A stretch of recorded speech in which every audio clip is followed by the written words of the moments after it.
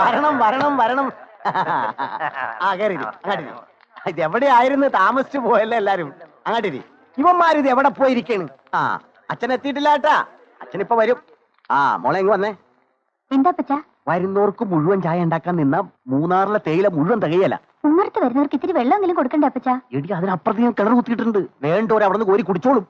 എടാ ചാക്കോയെ, വിളിച്ചു കൂവണ്ട, ഞാൻ കൊടുക്കണില്ല. അല്ല ഇതാര്? എന്റെ പൊന്നും കുരിശി മുത്തപ്പ, അതുമ്മ എന്താണ് ഈ കാണണത്? കണ്ടോണ മക്കളെ, കാട്ടുങ്കലിൽ നിന്ന് കടുന്നലിളകിയ പോലെ എല്ലാം ഉണ്ടല്ല. അപ്പോഴേ ആ പൊട്ടഞ്ഞക്കം വന്നില്ലേ, അവൻ മടിയായ അറിയാഞ്ഞിട്ട് ചോദിക്കണം.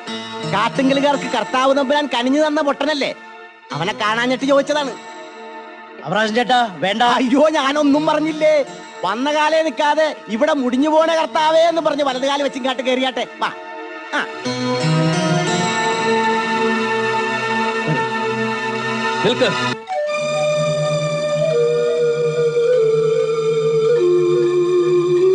നാണമുണ്ടോടോ തനിക്കൊക്കെ ഈ മുറ്റത്ത് വന്ന് നിൽക്കാൻ? ഒരിക്കൽ കാട്ടുങ്കലിന് ആട്ടി പുറത്താക്കിയത് ഓർമ്മയുണ്ടോ തനിക്ക്? തന്നെ കുടുംബസമേതം ഈ മുറ്റത്ത് കൊണ്ടുവരാൻ സാധിച്ചല്ലോ, എനിക്ക് സന്തോഷമായി. ആ, താൻ അന്ന് പറഞ്ഞ പോലെ ഞാനൊരു ഗെറ്റൗട്ട് പറയാം.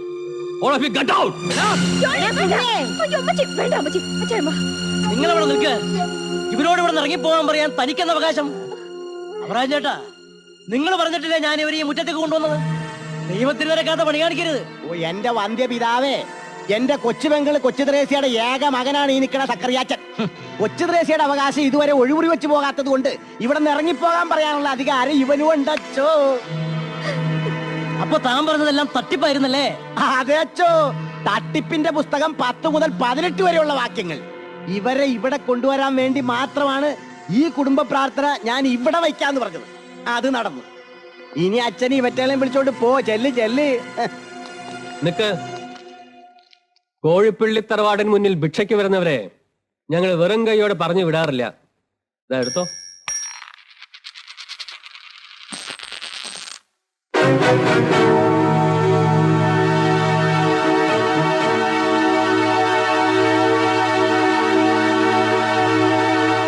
എടോ ജോൺ സക്രിയായെ, താൻ എറിഞ്ഞിട്ട വെള്ളി നാണയമുണ്ടല്ലോ, അത് ഭിക്ഷയല്ല, നേർച്ചയാ, നേർച്ച.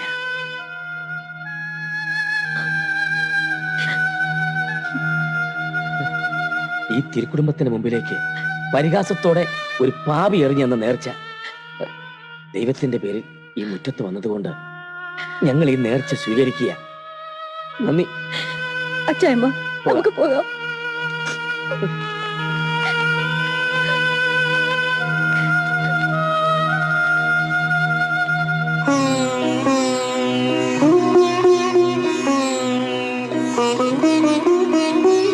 ഓക്രിത്തരം കാണിച്ചാലുണ്ടല്ലോ, ലോഹിട്ടൊന്ന് കൂടണ്ട, അടിച്ച് പല്ലു തെറിപ്പിക്കും ഞാൻ. നിനക്കറിയാമോ എന്നെ? സെമിനാരിൽ ചേരുന്നതിന് മുമ്പ് ഞാൻ നിന്നെക്കാൾ തൊട്ടിയായിരുന്നു. വലിയ വാചം അടിക്കാതെ പള്ളി ചെന്ന് വല്ല പാട്ട് കുർബാനയും ചൊലച്ചു. അച്ചോ, കുർബാനകളെല്ലാം മാത്രമല്ലടാ, നിനക്കൊക്കെ അന്ത്യകൂദാശം നൽകാൻ എനിക്കറിയാം. എന്റെ കർത്താവ് എന്നോട് ക്ഷമിക്കണം. ചേട്ടാ കാപ്പി കുടിച്ചിട്ട് വേണ്ട വേണ്ട, ഞങ്ങൾ പോവാ. ചേട്ടാ കാപ്പി. നിങ്ങളുടെ കാപ്പി കീറ്റൊന്നും വേണ്ട.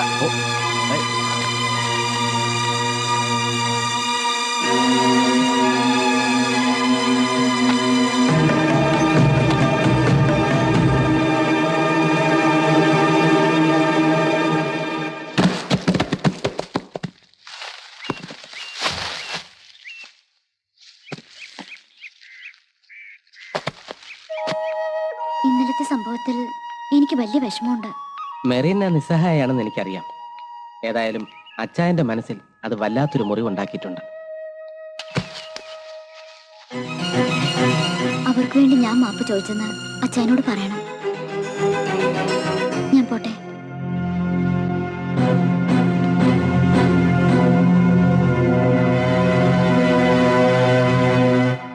അച്ചായ, ആ കുട്ടി എൻ്റെ കൂടെ കൊയറിൽ പാടാറുണ്ട്. ഇപ്പൊ എൻ്റെ സ്റ്റുഡന്റുമാണ്. അതുകൊണ്ട് പലപ്പോഴും സംസാരിക്കേണ്ടി വന്നിട്ടുണ്ട്. അതല്ലാതെ മറ്റൊന്നുമില്ല.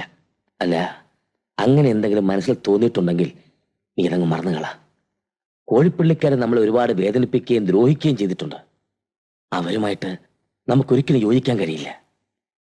ഈ ലോകത്തെ വേറെ ഏത് പെണ്ണിനെ നീ വിളിച്ചോണ്ട് വന്നാലും ഈ അച്ചായന് വിഷമമില്ല മക്കളെ. പക്ഷേ ജീവിതത്തിൽ ഇന്ന് വരെ അച്ചായ നിന്നോടൊന്നും ആവശ്യപ്പെട്ടിട്ടില്ല.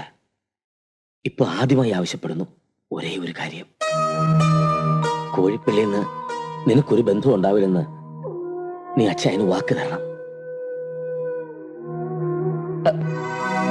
മതി മതി മക്കളെ.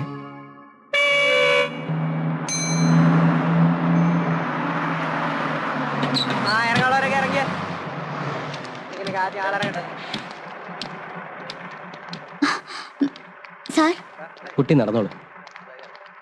സാറിന് ഇത് എന്തു പറ്റി? രാവിലെ മുതൽ ഞാൻ ശ്രദ്ധിക്കുക, മനഃപൂർവ്വം എന്നെ ഒഴിവാക്കുന്നത് പോലെ. നോക്കൂ മരീന, നമ്മൾ തമ്മിൽ അല്പം അടുത്തു എന്നുള്ളത് സത്യം തന്നെയാണ്. പക്ഷെ ഇപ്പോ നമ്മുടെ കുടുംബങ്ങൾ തമ്മിൽ എന്തെങ്കിലും യോജിക്കുമെന്ന് മരീന കരുതുന്നുണ്ടോ? അപ്പൊ പിന്നെ നമ്മളായിട്ട് വെറുതെ പ്രശ്നങ്ങൾ എന്തിനാ ഉണ്ടാക്കുന്നത്? സാർ, സാർ എന്താ ഇപ്പൊ ഇങ്ങനെയൊക്കെ പറയുന്നേ? നമുക്ക് അല്പം കൂടി പ്രാക്ടിക്കലായിട്ട് ചിന്തിക്കാം. എല്ലാവരെയും വെല്ലുവിളിച്ച് മെറീനെ വീട്ടിൽ നിന്ന് ഇറക്കിക്കൊണ്ടുവരാൻ എനിക്ക് കഴിഞ്ഞെന്ന് വരില്ല. ഞാനൊരു അധ്യാപകനാണ്. മാത്രമല്ല, നമ്മൾ തമ്മിൽ ഒരു ബന്ധവും ഉണ്ടാവില്ലെന്ന് ഞാൻ എന്റെ അച്ചായന് വാക്ക് കൊടുത്തുപോയി. അത് ധിക്കരിക്കാൻ എനിക്കാവില്ല. അച്ചായന് വാക്ക് കൊടുക്കും മുമ്പ് സാർ എനിക്ക് വാക്ക് തന്നതല്ലേ, അത് മറന്നോ?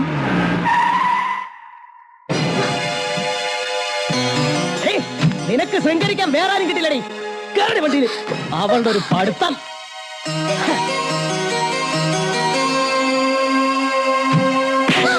ഒരുമ്പെട്ടോളെ കൊന്നുകളയും നിന്നെ. അവളുടെ ഒരു ശൃംഗാരം. ഇതുപോലൊരു തൊഴി ഒഴിച്ചതാ നിന്റെ തള്ളയെ. പിന്നെ മൂത്രം പോവാതെ 3-ാം വെക്കോ ചത്തത്. എന്തെങ്കിലും എരണക്കേട് കാണിച്ചാണ്ടല്ലോ പറഞ്ഞു വിടും നിന്റെ തള്ളയുടെ. കോഴിപ്പള്ളിയിലെ പെണ്ണ് കാട്ടുങ്കര ചെക്കന്റെ കൂടെ കൊന്നു നിന്നെ ഞാൻ പുഴയിലെറിയും.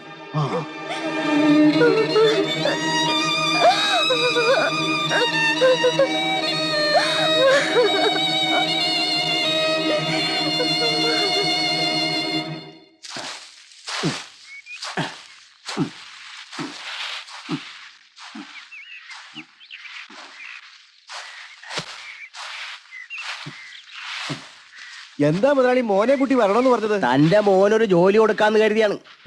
ജോലിയോ? അയ്യോ, അവനിപ്പോ തടിക്കച്ചവടം നടത്തിക്കൊണ്ടിരിക്കുക. നടത്തിക്കോട്ടെ, അതിനിടയിൽ കൂടി നടത്താവുന്ന ഒരു ജോലിയാണ്.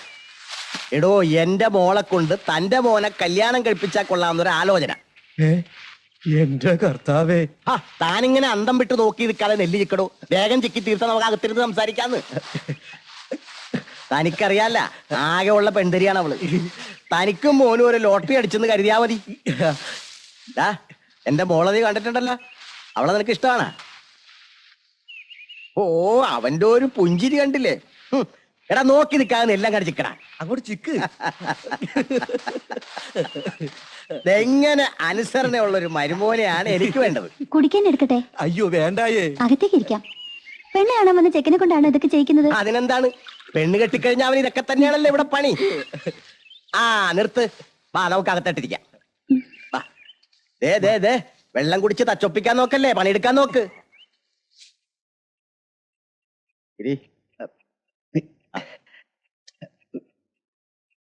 ഇരിയടോടെ. മോളറിയോ മത്തായിനെ? പഴയ ഇവിടുത്തെ പണിക്കാരനല്ലേ. താനവിടെ ഇരിടോ. പക്ഷെ ഇപ്പൊ വലിയ മുതലാളിയാ.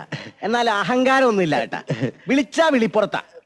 ഏതായാലും ഇവിടുത്തെ ഇളയ പിശാചിനെ ഞാൻ ഇയാക്കടെ മോനെ കൊണ്ട് അങ്ങോട്ട് കെട്ടിക്കാന്ന് തീരുമാനിച്ചു.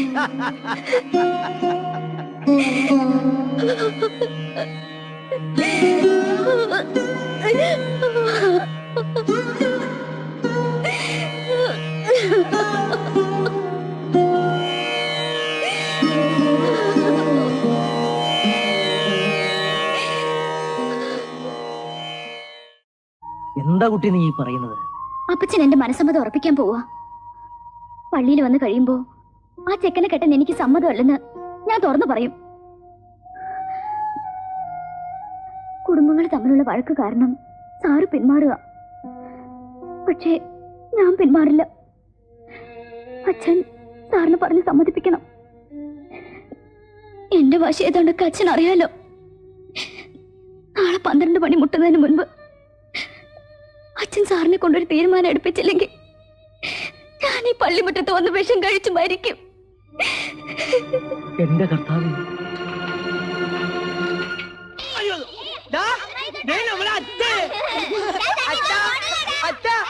നിങ്ങൾ അമ്മായിനെ വിട്ടോ, ഞാൻ പിന്നെ വരാം. എടാ നീ എന്ത് ചെയ്യാൻ പോവാ? എടാ, കേറിയെടാ. തല്ല് തല്ല് എടാ, തല്ല് കേറ്. തല്ല് എടാ, നീ തല്ല് കുളിക്കല്ലെന്ന്. എടാ, നീ ഇറങ്ങടാ. കട്ടില് കട്ടില് കട്ടില് അയ്യോ ഇവൻ എന്നെ കൊല്ലും. ആകെ. അങ്ങനെ ഇറങ്ങിക്കോ. ഞാൻ വിറ്റോളാം. ശരിക്കും പിടിക്കടാ.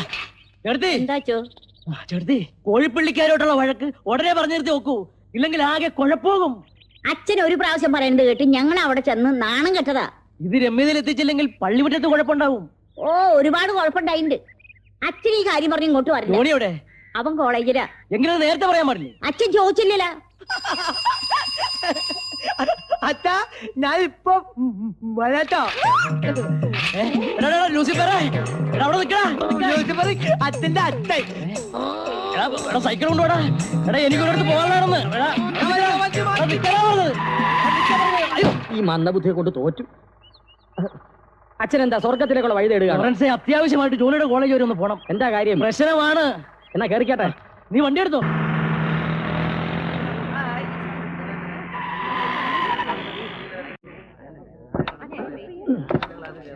ചാടി ഇറങ്ങച്ചോ.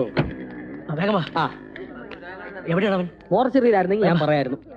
എടാ കുട്ടികളൊന്ന് മാറിയാ ഞങ്ങൾ പോട്ടെ. ഒന്ന് മാറിയുന്നേ അച്ഛന് വഴി കൊടുക്കൂ. മാറടാ. അച്ഛാ ദാ ആ വഴി അല്ല ഈ വഴി ഒരു കാര്യം ചെയ്യാം. നമുക്ക് ഇതുവഴി പോവാം. ഒന്ന് മാറിയുന്നേ. എടാ നിങ്ങളൊന്ന് മാറിയേ. പോട്ടെ. അതെ അതെ, എപ്പോഴും സ്തുതി ഒന്നും പറയണ്ട കേട്ടോ മക്കളെ. ചെല്ല. ക്ലാസ്സിൽ കയറാതെ പിള്ളേര് ചെത്തി നടക്കുക. അച്ചോ ഇതെന്താ കാലത്ത് തന്നെ ആംബുലൻസ് ഒക്കെ ആയിട്ട്? പ്രിൻസിപ്പാള് പ്രസവിച്ചു. മാമോദിസ മുക്കാൻ വന്നാ. അച്ഛൻ വന്നാട്ടെ. മനുഷ്യനെ കളിയാക്ക. ഒന്ന് പോടോ. അച്ഛൻ കുമ്പസാരിപ്പിക്കാൻ വന്നതാ? അല്ല, പർച്ചേസിങ്ങിന് വന്നതാ. തമാശ. അത് പറഞ്ഞാടാ ശീലം. അതാ അവിടെ ഉണ്ടോ? ആ അളിയോ ഇനി വന്നേ. വേഗം വാടാ. ആ അളിയാ അതെ അച്ഛൻ. ഓ ഈശോയെ, സമാധാനമായി. നീ ഉടനെ എന്റെ കൂടെ വരണം. എന്ത് പറ്റിയച്ചോ? അമ്മച്ചിക്ക് എന്തെങ്കിലും? വളരെ പെട്ടെന്നായിരുന്നു. എന്ത്? അല്ല, അച്ഛൻ എന്നെ ഒന്ന് വിളിച്ചത് വളരെ പെട്ടെന്നായിരുന്നു എന്ന് പറഞ്ഞതാ. കാര്യം എന്താണെന്ന് എന്നോട് പറഞ്ഞില്ല. ആർക്കൊന്നും പറ്റിയിട്ടില്ല. നീ വാ, എല്ലാം ഞാൻ പറയാം. കാര്യം ഒന്നും പേടിക്കണ്ട. എപ്പോഴും റെഡിയാണ്. 24 hours. വാ. ഈ ഒരു അവസ്ഥയിൽ എന്ത് തീരുമാനം എടുക്കണമെന്ന് പോലും എനിക്ക് അറിയില്ല അച്ഛൻ. ആ കുട്ടിയുടെ ലക്ഷണം കണ്ടിട്ട് അവൾ എന്തോ തീരുമാനിച്ചുറപ്പിച്ച പോലെയാ. വിഷം കഴിച്ച് പള്ളിമുറ്റത്തെങ്ങാൻ കിടന്നാൽ അച്ഛന് സെമിത്തേരിയിലോട്ട് എടുക്കാൻ എളുപ്പമാവും. അളിയൻ കാരണം ആ കുട്ടി ആത്മഹത്യ ചെയ്തു പറഞ്ഞാൽ കോഴിപ്പള്ളിക്കാർ അളിയനെ വെറുതെ വിടുവോ? ചുരുക്കി പറഞ്ഞാൽ മെറീനെ കെട്ടിയാലും ഇല്ലെങ്കിലും അളിയൻ അടി ഉറപ്പാ. ജോണി അച്ചായന് കൊടുത്ത വാക്ക് തെറ്റിക്കണമെന്ന് ഞാൻ പറയില്ല. നിന്നെ സ്നേഹിച്ച മെറീനയെ ഉപേക്ഷിക്കണമെന്ന് പറയുന്നതും ശരിയല്ല. അച്ഛൻ ഇങ്ങനെ എങ്ങും തൊടാതെ പറഞ്ഞാൽ എങ്ങനെയാ ശരിയാവുന്നത്? അളിയന്റെ മനസാക്ഷിക്ക് അനുസരിച്ച് കാര്യങ്ങൾ നടത്തും. അച്ചായനടുത്ത് ഒരു പാഴ് വാക്കാണോ വലുത്, അതോ സ്നേഹിക്കുന്ന പെണ്ണിന്റെ ജീവനാണോ വലുത്? ഞാനായിരുന്നെ ചങ്കൂറ്റത്തോടെ അവിടെ കഴിച്ച് മിന്നിയിട്ട് വീട്ടിൽ വിളിച്ചോണ്ട് വന്നേനെ. ഇതിനോട് 5-6 പേരും കഴിഞ്ഞാൽ ഇങ്ങനെ വേണ്ടല്ലേ. എനിക്കറിയാം, ചെറുപ്പം മുതലേ നിന്റെ ആഗ്രഹങ്ങൾക്കൊന്നും അച്ചായൻ എതിര് നിന്നിട്ടില്ല. നിനക്കെന്ത് വേണമെന്ന് പറഞ്ഞാലും അച്ചായൻ അത് വാങ്ങി തരുമായിരുന്നു. ആദ്യം ഒന്ന് പിണങ്ങിയാലും അച്ചായൻ അതെല്ലാം ക്ഷമിച്ചോളും. ഇല്ലെങ്കിൽ ആ പെൺകുട്ടി എന്തെങ്കിലും കടുകൈ കാണിച്ചാൽ ജീവിതകാലം മുഴുവൻ ആ പാവഭാരം നിന്റെ മനസ്സിൽ നിന്ന് പോവൂ. അടുത്ത ആഴ്ച പെൺകുച്ചിന്റെ മനസ്സമ്മതമാണ്. അച്ഛനൊരു കാര്യം ചെയ്യും, നാളെ തന്നെ ഒരു വിവാഹം നടത്തി കൊടുക്ക്. 3 പ്രാവശ്യം വിളിച്ചില്ലാതെ എങ്ങനെയാ ലോറൻസ് വിവാഹം നടത്തി കൊടുക്കുന്നത്? 3 പ്രാവശ്യം വിളിച്ചും ചൊല്ലിയും വരുമ്പോഴത്തേക്കും കല്യാണ ചെറുക്കനെ പള്ളി സെമിത്തേരി കുഴിയിൽ നിന്ന് മാന്തിപ്പറക്കി എടുക്കേണ്ടി വരും. നമുക്കൊരു കാര്യം ചെയ്യാം, രജിസ്റ്റർ മാരേജ് നടത്താം. തിരുസഭയ്ക്കെതിരായിട്ട് ഞാൻ ഒരു സപ്പോർട്ടും ചെയ്യില്ല. പിന്നിപ്പോ എന്ത് ചെയ്യും? എന്താണ് വേണ്ടതെന്ന് ഞാൻ തീരുമാനിച്ചിട്ടുണ്ട്. വെത്തിക്കാനിലെ ഒരു ലോറൻസ് പോ.